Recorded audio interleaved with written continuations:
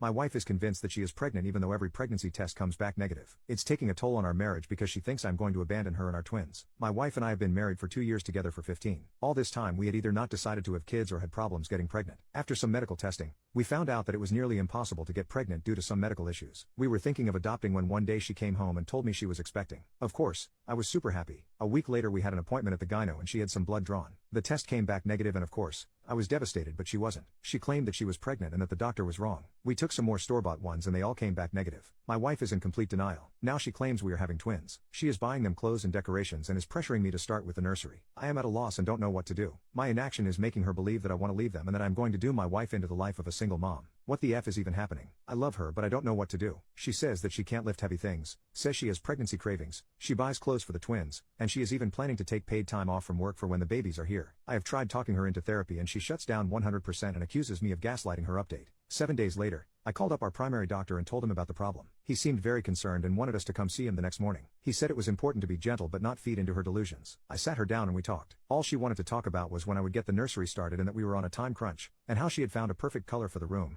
how she wanted me to be more involved in her pregnancy. I tried to be very calm but I was very perturbed by seeing her that way. I asked her to go to the doctor with me tomorrow. She said yes, that she wanted to check on the babies either way. Now I took some advice and words you gave me about being calm and asking a bit why she thinks she is pregnant without calling her delusional. So I did. She kept changing subjects or saying a mother just feels it. You wouldn't know how it is. Then I said that I loved her really much, that I would never think of leaving her, but we needed to go to the doctor to confirm her gut feeling. She got very agitated and was crying, telling me that if I wanted to leave her I should simply leave but I shouldn't call her a liar. Somehow I managed to calm her down enough for her to go to sleep. After she did I went on her computer. I do never snoop on her, but I remembered a commenter pointing out forums about cryptic pregnancy and so I went for the lookout. Oh boy, she was in 2 Facebook groups. One was a normal mommy Facebook group and the other was a group about women who believed they were pregnant. In the normal group she would post updates about her symptoms and pictures of her belly and her story about how she was almost not able to have children, but that's to the grace of God that kissed her tummy the gift of life was given to her, and how she was compensated for all these years of suffering with twins. In the other group the women were quite literally, and excuse me here, effing insane. They were feeding in each other's delusions. A woman said that she was almost 2 years pregnant and how sometimes it just takes longer. My wife would post there complaining about doctors who do not take her seriously and about me. So many women were making her fear that I would leave, saying things like men cannot stick to a woman. Many recounted their stories about how their marriages broke down because their spouses could not handle the pregnancy. I was really effing scared. I researched phantom pregnancies and I read somewhere that could also be a sign of schizophrenia. So to say the least I could not sleep. I was, and am still very afraid of losing her. She woke up and I tried to act like nothing was wrong.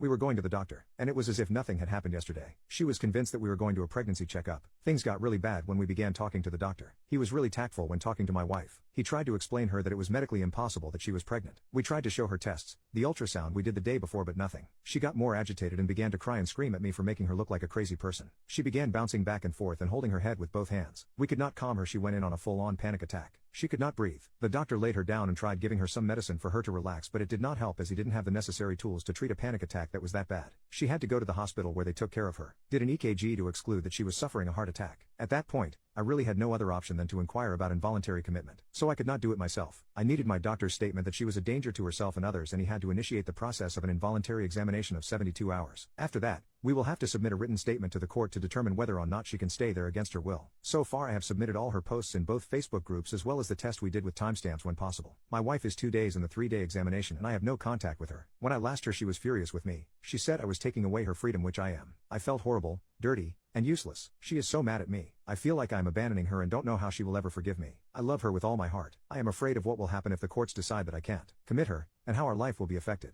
I feel like I failed to protect her. Update 8 months later. I don't even know how much time has passed, but I am very happy to say that things are working out. I have my wife's permission to share this with you all, and she is even telling me to greet you. After being in the 72-hour stay, it was determined that she had to stay there. My wife was pissed for the first few weeks. It was a devastating time. But time and therapy heals all wounds. Slowly I was allowed to come visit, and every day I went I saw a bit more of the person I loved. There were setbacks along the way and I had to watch a lot what I said and did. For example, the first few weeks she wouldn't tolerate touch or something like that. Our trust had to be regained slowly. From both parts. We put so much work in, and even now that she is back home, and has been for a while, we sometimes have bad days where it is difficult for my wife to get out of bed or where I am suspicious of her getting back into that state. But at the end of the day I am happy. We go to counseling together and we are on individual therapy as well, especially because due to the stress I developed a form of anxiety. But every day it's a bit better. I have discovered new sides of my wife, like the new hobby that she has of making resin jewelry and decorations. Even our quarantine time has been quite peaceful. We still have remote therapy and everything. Things are not normal yet, and adoption is not back on the table as of now. We have given ourselves at least a year of therapy before we think about parenting and raising a child. One thing is for certain, I am still in love with my wife and and I still love her so much. Our relationship might not be better than ever, but it sure as hell is stronger than ever. Also, she has done a lot of self-reflection and of course has thanked me for how I handled things. She is lovely. We are happy.